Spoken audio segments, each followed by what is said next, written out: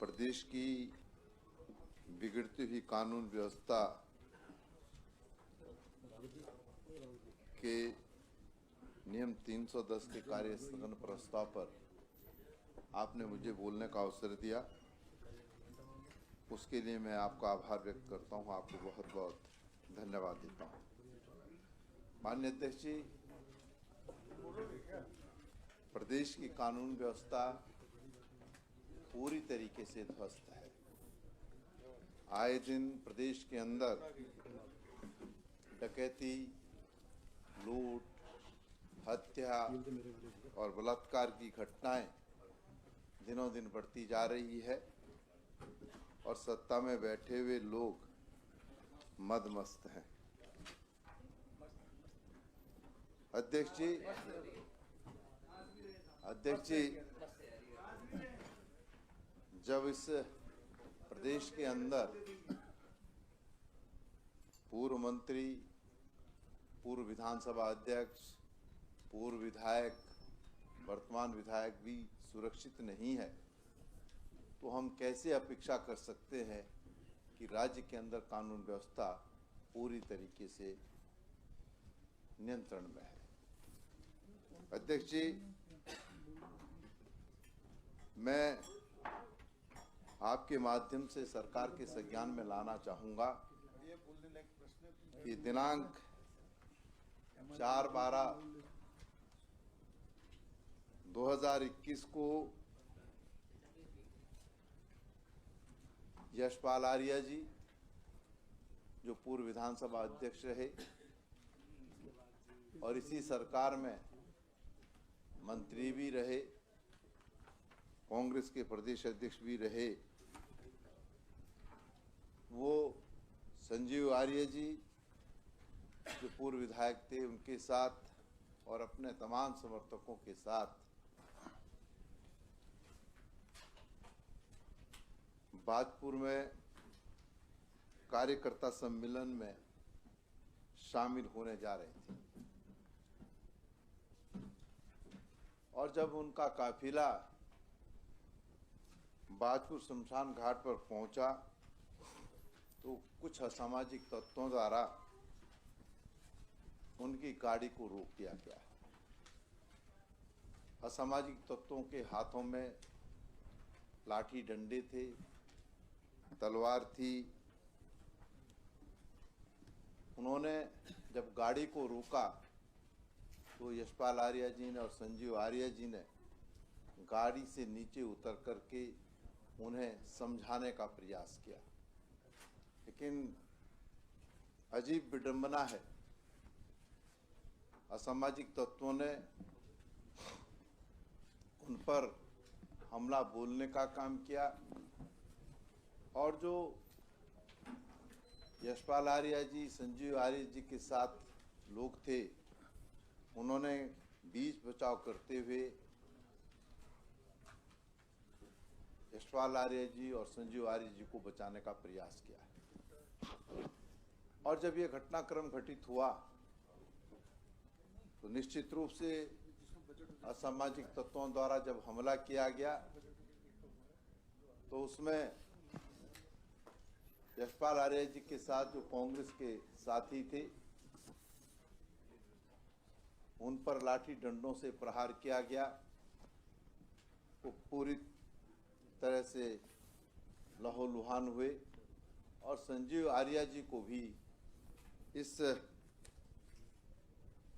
घटना में चोटें आई हैं। जब ये घटना घटित हुई, ये घटना पुलिस स्टेशन से मात्र 50-60 मीटर की दूरी पर घटित हुई और मैं समझता हूं कि अगर पुलिस स्टेशन से मात्र 50-60 की दूरी पर ऐसी घटना घटित होती है तो ऐसा प्रतीत होता है कि इन असामाजिक तत्वों को निश्चित रूप से राजनीतिक प्रेशर मिला हुआ था। माननीय अध्यक्ष जी, आश्चर्यजनक बात तो ये है कि 4/12/2021 को देश के प्रधानमंत्री जी इस उत्तराखंड की सरजमी पर रहते हैं और प्रधानमंत्री जी के रहते हुए यदि किसी राजनीतिक व्यक्ति पर, और वो विधानसभा का पूर्व अध्यक्ष रहा हो, पूर्व मंत्री रहा हो, पूर्व विधायक रहा हो, अगर प्राण घातक हमला होता है तो निश्चित रूप से प्रदेश की कानून व्यवस्था पर प्रश्न चिन्ह खड़ा होता है। माननीय अध्यक्ष जी,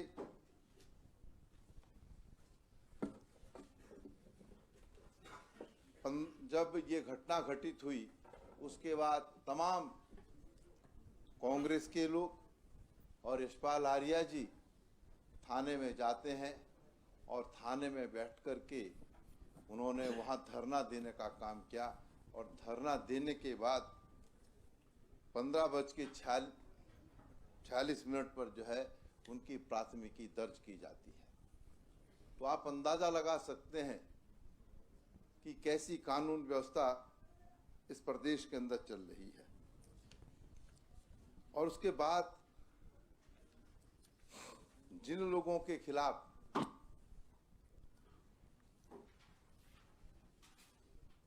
ये प्राथमिकी दर्ज की गई वो आपराधिक पृष्ठभूमि के लोग हैं। कुलविंदर सिंह किंदा और इनके साथ 12 अन्य लोग, और कुलविंदर सिंह किंदा का जो आपराधिक रिकॉर्ड रहा है, जो मैंने कहा कि असामाजिक तत्व हैं, वो इस बात से परिलक्षित होता है कि कुलविंदर सिंह किंदा के खिलाफ बाजपुर कोतवाली में जो है वो 302 के मुकदमों सहित 6 मुकदमे दर्ज है। ये तो मात्र जो है बाजपुर थाने का है मान्यवर। और लेकिन मैं कहना चाहता हूं कि प्रभारी निरीक्षक कोतवाली बाजपुर द्वारा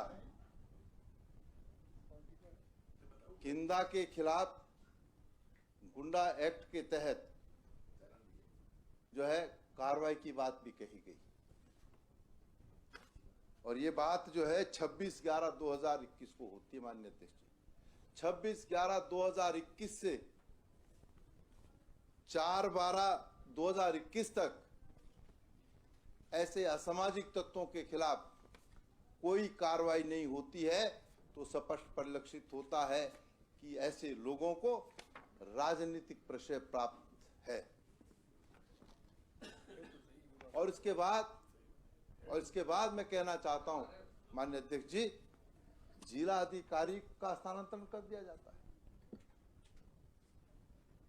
कोई कार्रवाई ना हो, जिला अधिकारी कोई कार्रवाई ना करे, इसलिए जिला अधिकारी का भी स्थानांतरण कर दिया जाता है। इससे गंभीर विषय और क्या हो सकता है माननीय अध्यक्ष जी। और मैं कहना चाहता हूं उसके बाद जिस व्यक्ति को जेल की शिक्षों के पीछे होना चाहिए था, वो भी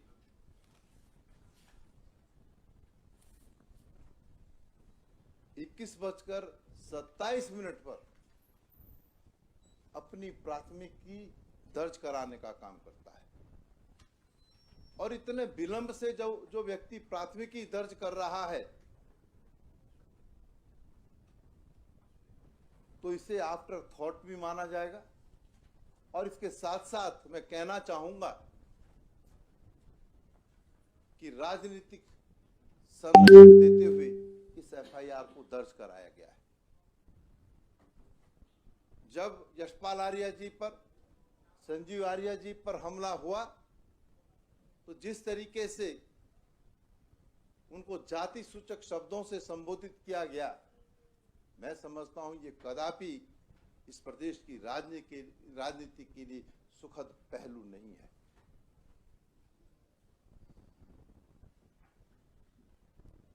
एक दलित पर सरकार के संरक्षण में असामाजिक तत्व अगर इतना दुस्साहस करे तो आप अंदाजा लगा सकते हैं कि प्रदेश के अंदर आम आदमी की स्थिति क्या होगी। माननीय अध्यक्ष जी, एक विषय हो तो मैं कहूं, उसके बाद जिस तरीके से टीवी चैनलों में माननीय मंत्रीगणों द्वारा और प्रेस कॉन्फ्रेंस द्वारा मंत्रीगणों द्वारा और भारतीय जनता पार्टी के अध्यक्ष द्वारा ये बयान देना कि जैसा बोगे वैसा ही काटोगे, पुराने पाप दूसरों पर मढ़ने का प्रयास कर रहे हैं। आर्य पर हमला कांग्रेस की साजिश है। माननीय अध्यक्ष जी, मैं कहना चाहता हूं, पहले तो मैं बड़ा स्पष्ट कर देना चाहता हूं कि जिस व्यक्ति का संबंध सत्ता में बैठे हुए लोग कांग्रेस के साथ रखने का कर रहे हैं, मैं स्पष्ट करना चाहता हूं इस सदन के माध्यम से, वो व्यक्ति कांग्रेस का प्राथमिक सदस्य नहीं है। ये मैं बड़े शब्दों में कहना चाहता हूं।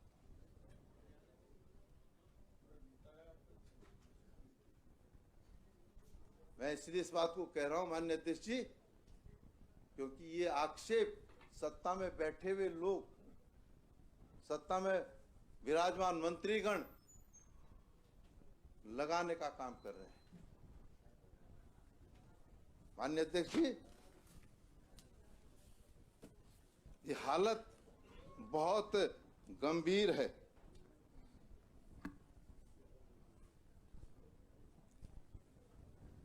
और इसके साथ साथ दूसरी घटना इसी सदन के हमारे सम्मानित सदस्य मनोज राउत जी के साथ भी घटित हुई। ये घटना 3/11/2021 की है,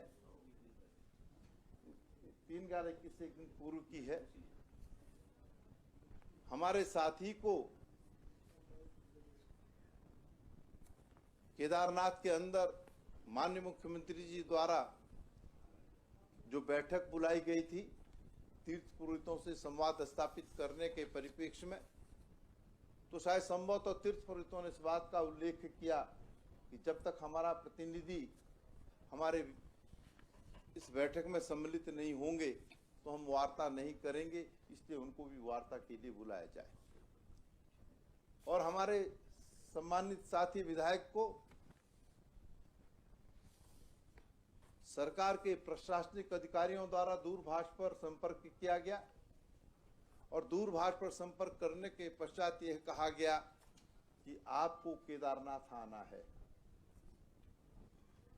और हमारे माननीय विधायक मनोज राउत जी केदारनाथ जाने के लिए हेलीपैड पर आए और हेलीपैड पर आकर के उन्होंने अधिकारियों से संवाद स्थापित करने का काम किया, लेकिन संवाद स्थापित ना होने के कारण वो वहां हेलीपैड पर रहे। और जो पवन हंस जो है, जो हेली एजेंसी है, उसके चौपर में जाने के लिए, मैं गलत नहीं कह रहा हूं, जाने के लिए वहां पर बैठे रहे।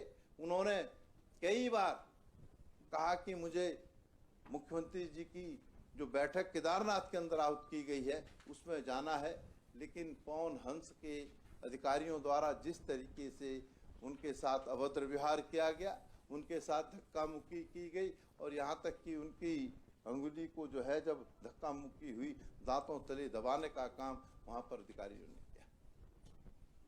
और सरकार मौन बैठी रही। ना मनोज राउत जी के प्रकरण में कोई हरकत सरकार ने की और ना ही यशपाल आर्य और संजीव आर्य पर हुए हमले के परिप्रेक्ष्य में सरकार द्वारा कोई कार्रवाई की गई। और मैं सत्ता में बैठे हुए लोगों से पूछना चाहता हूं कि ये कहकर के आप अपना पल्ला नहीं छुड़ा सकते हैं कि यशपाल आर्य जी के साथ जिन लोगों का विवाद हुआ वो कांग्रेस के लोग थे। और मैं तो कहना चाहता हूं वो किसी भी राजनीतिक दल के हो, किसी भी धर्म के हो, लेकिन अगर उन्होंने अपराध किया है उनको अपराध की सजा मिलनी चाहिए थी। आप ऐसे विषयों को जो है राजनीतिक रंग देने का प्रयास करोगे। सत्ताएं आती हैं चली जाती हैं, आज आप सत्ता में बैठे हुए हैं, कल हम बैठेंगे। तो मैं समझता हूं कि इस तरीके के कृत्यों को अगर कोई राजनीतिक दल या कोई सरकार संरक्षण देने का काम करेगी तो निश्चित रूप से हम इसे किसी भी कीमत पर स्वीकार नहीं करेंगे। सरकारें आएंगी चले जाएंगी, लेकिन सरकारों को ये भी ध्यान में रखना होगा कि हम अगर असामाजिक तत्वों को संरक्षण देने का काम करेंगे तो निश्चित रूप से वो असामाजिक तत्व आपको भी डसने का काम करेंगे, इसलिए अध्यक्ष जी मैं कहना चाहता हूं, ये बहुत गंभीर विषय है। प्रदेश की कानून व्यवस्था पूरी तरीके से ध्वस्त है और सत्ता में बैठे हुए लोग मदमस्त हैं। आज हालात बद से बदतर है। यहाँ पर ना तो राजनीति में से जुड़ा हुआ व्यक्ति सुरक्षित है, ना ही आम जन सुरक्षित है। हालात ये हैं कि आए दिन डकैतियां हो रही है, लूट हो रही है, वाहन लूट हो रही है और वाहन चोरी हो रही है, हत्या हो रही है, फिरौती हो रही है और बलात्कार की घटनाएं रोज घटित हो रही है। लेकिन सरकार हाथ पर हाथ धरे हुए बैठी। कृषि मंत्री जी सुबह कह रहे थे कि पुलिस बल बहुत अच्छा काम कर रही है।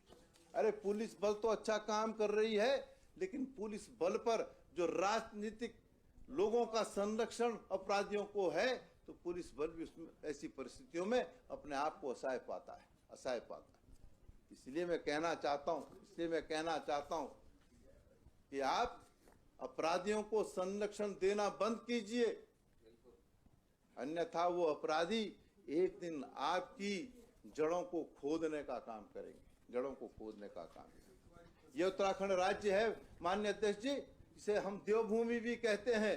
इस देवभूमि के अंदर अगर कोई अनाचार होगा, इस देवभूमि के अंदर अगर आपराधिक घटनाएं घटित होंगी, इस देवभूमि के अंदर अगर राजनीतिक प्रतिशोध के लिए राजनीतिक लोगों पर हमले होंगे, तो मैं समझता हूं ये देवभूमि को कलंकित करने वाली बात होगी। इसलिए अध्यक्ष जी ये बहुत अविलंबनीय भी है, लोक महत्व का विषय भी है और मैं समझता हूं कि जिस तरीके से यशपाल आर्य जी पर, वो दलित भी हैं और दलित के साथ साथ पूर्व विधानसभा के अध्यक्ष भी रहे, पूर्व मंत्री भी रहे, संजीव आर्य जी भी पूर्व विधायक रहे हैं, उन पर अगर हमला होगा तो मैं समझता हूं कि सदन में प्रत्येक सदस्य इस घटना से व्यथित है और वो चाहता है कि प्रदेश की बिगड़ती हुई कानून व्यवस्था पर वो सदन के अंदर अपनी बात कहने का काम करे।